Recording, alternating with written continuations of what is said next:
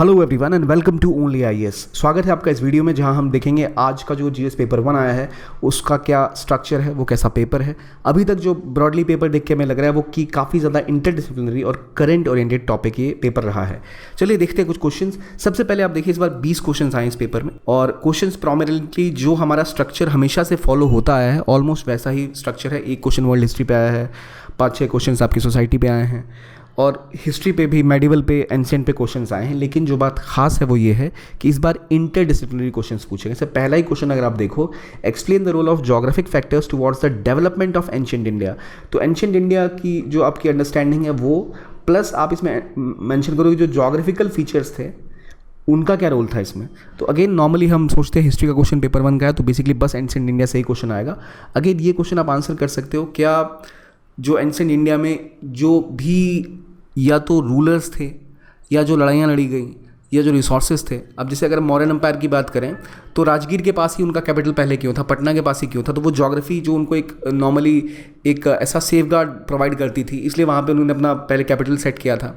उसी प्रकार से अगर आप और पीछे जाओ तो आपको हड़प्पन कल्चर की बात करें तो वहाँ भी आपको देखने को मिलता है ज्योग्राफी का रोल क्या था, कहाँ पर रिवर्स थी, कहाँ पर आपके पोर्ट्स थे। आप कालीबंगन क्यों इंपॉर्टेंट था, लोथल क्यों इंपॉर्टेंट था, वो एरियाज भी अगर आप देखें तो इस तरह कई सारे ज्योग्राफिकल फैक्टर्स थे। ये मैं आंसर नहीं बता रहा हूँ but I am telling you कि वो जो एक थिंकिंग है आप उस तरह डेवलप कर सकते हो कि यहाँ से हाँ हमें दिख रहा है कि ज्योग्राफी का एस्पेक्ट भी डिस्कस करना है। जो की पॉइंट वो यहाँ है कि केवल 150 वर्ड से आपको आंसर करने के लिए, तो उसके अंदर लिमिट करना है। सो आपके पास प्रॉपर नोट्स होनी चाहिए स्पेसिफिकली इस क्वेश्चन को आंसर करने के लिए, ताकि आप जाकर और सीधा पॉइंट पे इसको आंसर कर पाएं। अगला क्वेश्चन भी देखिए तो ये पर्सनैलिटी पे क्वेश्चन हमेशा हमारे सिलेबस का भी पार्ट रहा है, कंपेयरिंग डिफरेंट पर्सनैलिटीज। तो यहाँ what was the difference between Mahatma Gandhi and Rabindranath Tagore in their approach towards education and nationalism. इन दोनों की विचारधारा एजुकेशन नेशनलिज्म को लेकर अलग अलग रही है। रविन्द्रनाथ टैगोर और ज़्यादा थोड़े से व्यापक ग्लोबल रहे हैं, महात्मा गांधी फोकस थे इंडियन लर्निंग के ऊपर। तो उनके डिफरेंसेस के बारे में पूछा गया है, उसको एनालाइज कंपेयर करना है हमें। दोनों ही जो पर्सनैलिटीज़ हैं लगातार न्यूज़ में रहती हैं, तो आपको पूरी तरह उम्मीद हो सकती है कि इन पे क्वेश्चंस आ सकते हैं और आए भी।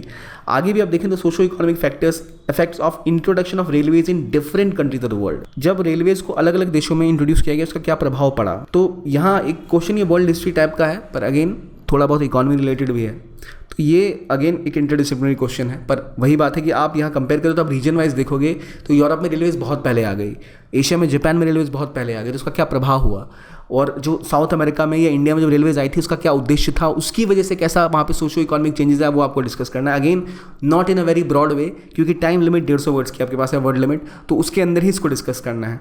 अगला क्वेश्चन भी आप देख लें, discuss the consequences of climate change on the food security in tropical countries. Specifically tropical countries की बात की गई है।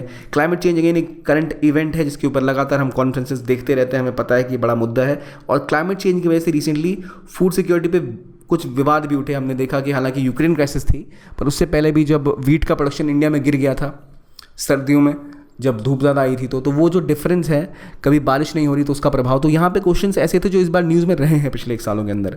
फिर आप देखो the world today confronted with crisis of availability and access to fresh water resources. क्यों है भाई, इसको डिस्कस करना है। अब देखिए फियोर्ड के बारे में पूछा गया, why they are the most picturesque areas of the world. Alps के आसपास का रीजन क्यों ही इतना खूबसूरत है, या जहाँ भी फियोर्ड्स होते हैं वहाँ उनकी खूबसूरती के कारण नहीं। तो प्योर एक सीधा ज्योग्राफी का क्वेश्चन है जो हमें वहाँ से आंसर कर सकते हैं आप सिंपल तरीके से। अगला देखें अगर हम, why is the south west monsoon called Purvaiya in Bhojpur region, how has the directional seasonal wind system influence the cultural ethos of the region. तो यहाँ ये क्वेश्चन हालांकि ऐसा है जो हम सिलेबस में सीधा सीधा तो नहीं पढ़ते हैं, पर इट कैन बी डिराइव्ड, क्योंकि आखिर भोजपुर के रीजन में इसको पुरवैया क्यों कहते हैं। ये पूर्व की दिशा से आती है। अगर आप इंडियन ज्योग्राफी के मैप में देखो, जो वो रीजन है भोजपुर का, उसके आसपास जब साउथ वेस्ट मानसून आएगा तो किधर से आएगा और उसकी वजह से क्या बदलाव आए हैं, उनके कल्चरल ईथोस पे क्या प्रभाव पड़ा है, ये डिस्कस करना है। कल्चरल ईथोस का प्रभाव होता है कि भाई वो जब रेंस लाते हैं अपने साथ तो क्या वहाँ एग्रीकल्चर आउटपुट में क्या डिफरेंस आता है, क्या वो उनके लिए तबाही लाते हैं या उनके लिए खुशियाँ लाते हैं। इस कंपैरेटिव एस्पेक्ट में ये क्वेश्चन डिस्कस हो सकता था। फिर अगला टॉपिक अगर आप देखें, do you think marriage as a sacrament is losing its value in modern India. Bharat में कहा जाता था कि मैरिज इज अ सैक्रेमेंट, अब वो वैल्यू खत्म हो रही है, क्यों। Again it is a debate, हम अपने सिलेबस में भी देखते हैं, डिस्कस करते हैं। So it's like straight forward question of Indian society. उम्मीद की जाती है इन पे क्वेश्चन आएंगे और वैसा ही आया। रिसेंट केसेस थे यंग वुमेन के सुसाइड के, उसके ऊपर क्वेश्चन आया, why suicide among young women is increasing in Indian society. This was in news पिछले 2-3 महीने में कई ऐसे केसेस आए, ठीक है। तो वो वहाँ पर आपको ये भी डिस्कस करना पड़ेगा कि कास्ट जो को लेके जो दिक्कतें हैं, फिर वुमेन स्पेसिफिक जो प्रॉब्लम्स हैं, ये सब डिस्कस करके आप यहाँ पर पहुँच सकते हैं, क्योंकि न्यूज़ में थे टॉपिक्स काफ़ी है। फिर चाइल्ड कटलिंग की जगह मोबाइल फ़ोन का इस्तेमाल करने लग गए हैं लोग, बच्चों को मोबाइल पकड़वा देते हैं। Discuss the impact on the socialisation of children, this is again a debate. Post covid children socialisation बहुत ज़्यादा कम हो गया है, और उसमें जो रीज़न है ये कि टेक्नोलॉजी का अननेसेसरीली बच्चों की लाइफ में आ जाना, उनका इतना ज़्यादा डिपेंडेंट हो जाना, उसके पीछे एक बड़ा रीज़न है। उसके आसपास ये क्वेश्चन घूम रहा है। What are the main features of Vedic society and religion, do you think some of the features are still prevailing in Indian society?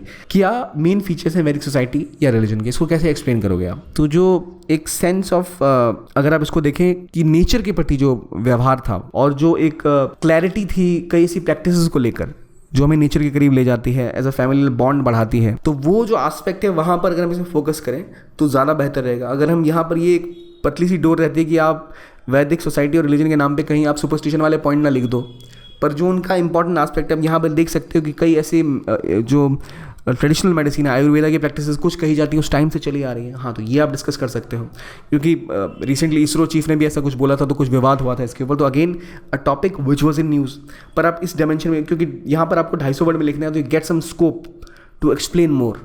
तो वहाँ पर ये नहीं फिसल जाना कि आप सुपरस्टिशन का कुछ पॉइंट वहाँ पे लिख दो। फिर अगला पॉइंट आता है major technological changes introduce during the sultanate period and how did those technological changes influence the Indian society. ये फिर एक स्ट्रेट फॉरवर्ड आंसर है, क्या क्या टेक्नोलॉजिकल चेंजेस उस टाइम में आए थे। तो सल्तनत पीरियड में केवल आप बैटल फील्ड में जो चेंजेस है उस पर फोकस नहीं करोगे, बाकी आर्किटेक्चरली या सोसाइटी में जो बदलाव है उसके ऊपर बात हो रही है। Then we go to next question. How did the colonial rule affect the tribals in India? What was the tribal response to the colonial operation? यहाँ ट्राइबल पॉपुलेशन अगेन 250 वर्ड का आपके पास स्कोप है, तो आप इसमें इसको डिवाइड कर सकते हो कि रिएक्शन जो हमारे संथाल परगनाज वगैरह का रीजन था वहाँ क्या था, ऊपर नॉर्थ ईस्ट में क्या डिफरेंस था। तो ये जो डिफरेंस है ये हमें अपने आंसर्स में डिस्कस करना था, क्योंकि फिर अगेन देयर सम मेनी, ये टॉपिक भी न्यूज़ में था। Comment on the resource potential of the long coastline in India and highlight the status of natural hazard preparation in these areas. क्या natural hazard preparation इंडिया की है और coastline का क्या रिसोर्स पोटेंशियल है।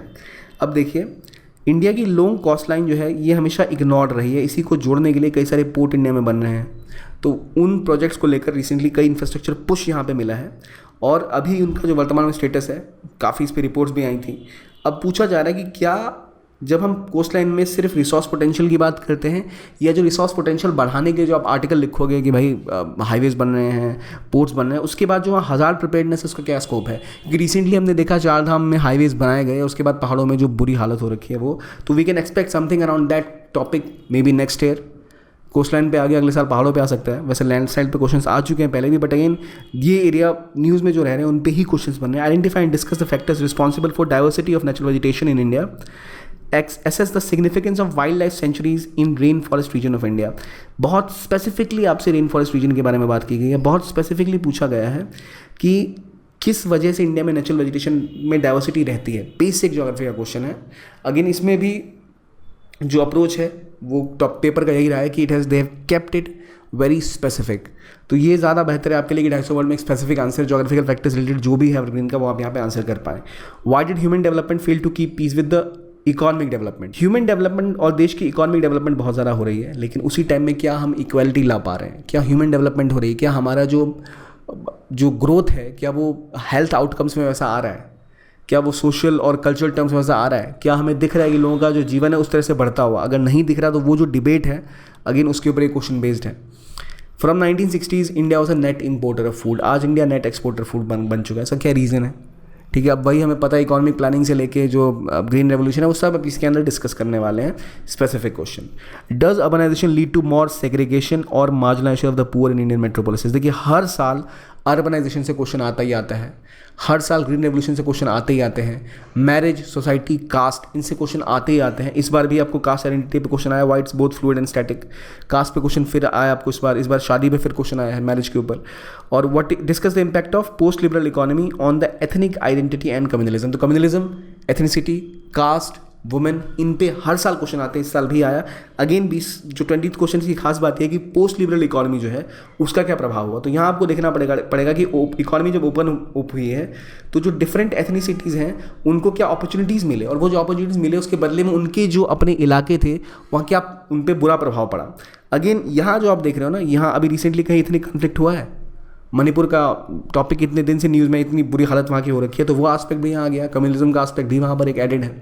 तो आप देख रहे हो जो क्वेश्चंस हैं they have been a bit interdisciplinary, लेकिन most of the time they have sticked to the key aspect क्या कि जो सिलेबस का पार्ट है क्वेश्चंस उससे ही पूछे गए हैं। कोई ऐसा एक भी क्वेश्चन ऐसा नहीं है जो बिल्कुल आउट ऑफ द ब्लू आ गया जिसकी उम्मीद नहीं की जा सकती है। मोस्ट ऑफ द टॉपिक्स हम स्टैटिक में भी पढ़ते हैं पर करंट ओरिएंटेड रह रहा है, तो बहुत इंपॉर्टेंट है कि अपने जो पेपर 1 के आपके सिलेबस के पार्ट हैं, टॉपिक सब टॉपिक, चाहे सोसाइटी का पार्ट हो, चाहे ज्योग्राफी का पार्ट हो, चाहे एंशिएंट हिस्ट्री हो, हमें उम्मीद थी एंशिएंट से 1-2 क्वेश्चन रहने के, उतने ही रहे हैं, लेकिन सोसाइटी और जो आपका इकोनॉमी वाला हिस्सा है उससे क्वेश्चन आते हैं इस बार भी वैसे ही। हालांकि पेपर 1 से इकोनॉमी का कुछ लेना देना नहीं है, लेकिन फिर भी रिलेशनल एस्पेक्ट यानी पेपर से पेपर का डिवीजन ऐसा कुछ नहीं है, आपको प्रिपेयर उस हिसाब से कर। तो आई होप आपको ये पेपर देख के एक आइडिया लगाओ कि अगले साल की प्रिपरेशन आपको किस तरह करनी है। पेपर बहुत मुश्किल नहीं था, ऐसा नहीं कि आसान भी था, but it was like in between. तो प्रिपेयर आप कर सकते हैं अपने नोट्स, और ध्यान रख सकते हैं क्वेश्चन का एक नया फ्रेम यूपीएससी तैयार कर रही है। 20 क्वेश्चन आए, पेपर बहुत लेंदी भी नहीं था, क्वेश्चन बहुत लंबे भी नहीं थे, लेकिन आपसे कम वर्ड्स में बहुत ज़्यादा वो एक्सपेक्ट कर रहे हैं प्रिसाइज नेचर ऑफ आंसर्स। तो इसके बारे में हम इसके मॉडल आंसर के बारे में डिस्कस करेंगे। ये था एक बेसिक डिस्कशन कि पेपर कैसा आया, उसका क्या स्वरूप था, वो हमने यहाँ डिस्कस कर लिया। देखने के लिए बहुत बहुत धन्यवाद। Keep on watching only.